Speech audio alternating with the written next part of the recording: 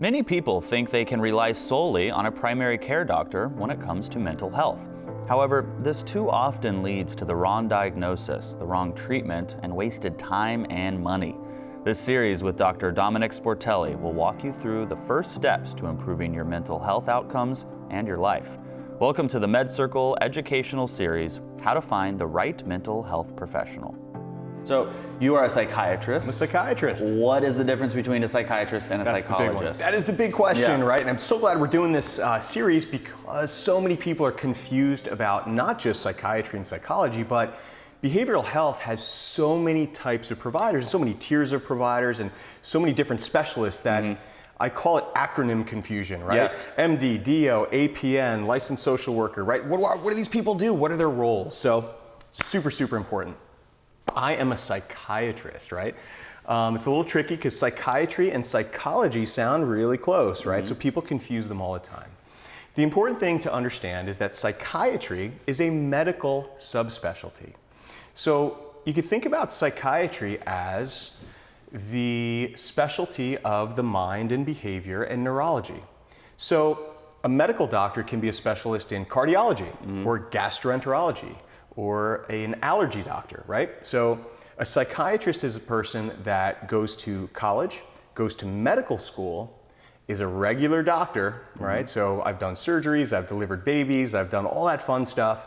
And then we go into subspecialty training into a particular field. And in my case, it's psychiatry. And then when you do your subspecialty training, you get board certified in your subspecialty training. It's a little bit of a long road. So you have 4 years of medical school.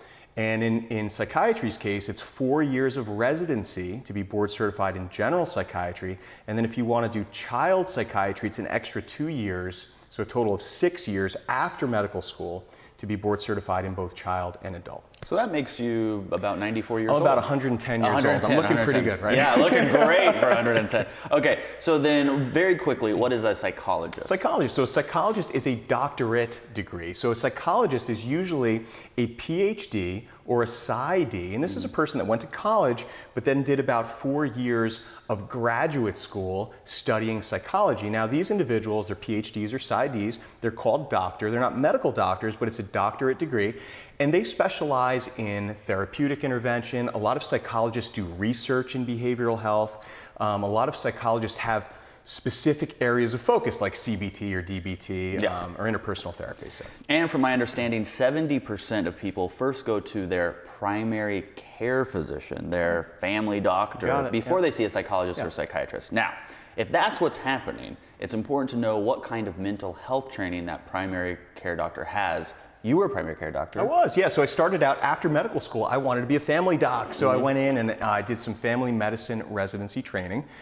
And, you know, we do get some training in behavioral health, but nowhere near the extent of a specialist. And I'm going to use this example, just like any other specialty. A primary care doctor can certainly listen to your heart and take an EKG, but they're not a cardiologist, which is a cardiologist is a specialist just in the heart, right?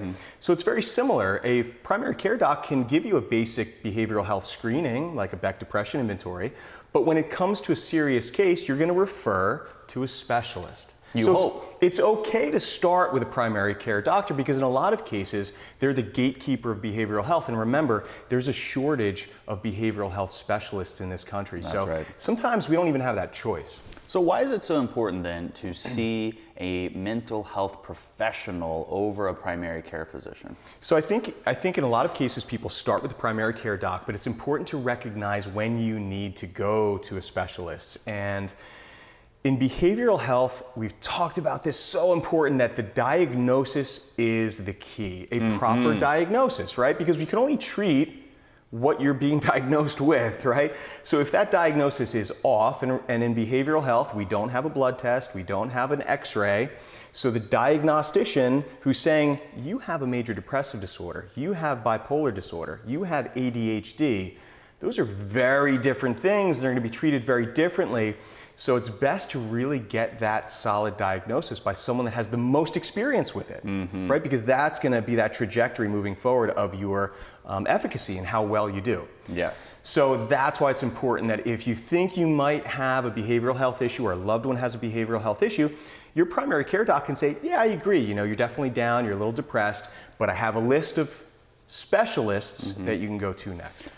When people understand why they should see a mental health professional, they then ask, well, how do I find the right one? This has been asked to me in every social media platform I have, email, MedCircle support emails. They want to know how. And in this series, you're going to explain that. You're going to talk about the differences between psychologists, counselors, clinicians, therapists, clinical social workers, psychiatrists, on and on and on and on, and then how to seek out those people, what questions to ask, and what are the do's and don'ts of doing this. Because I was actually speaking to Dr. Ramani on one of our Ask the Doctor calls, and she said, I am picky about who looks at my car, so you better believe I'm picky about who messes with my brain, because she sees a therapist every week or on a regular basis. So there's a lot of truth with that. What, in addition to everything I just mentioned, will people get after watching this series? Oh, I think it's a comfort. It's a comfort to know the road ahead. So just understanding this, it's so scary for people. Look, behavioral health can be frightening. It's a frightening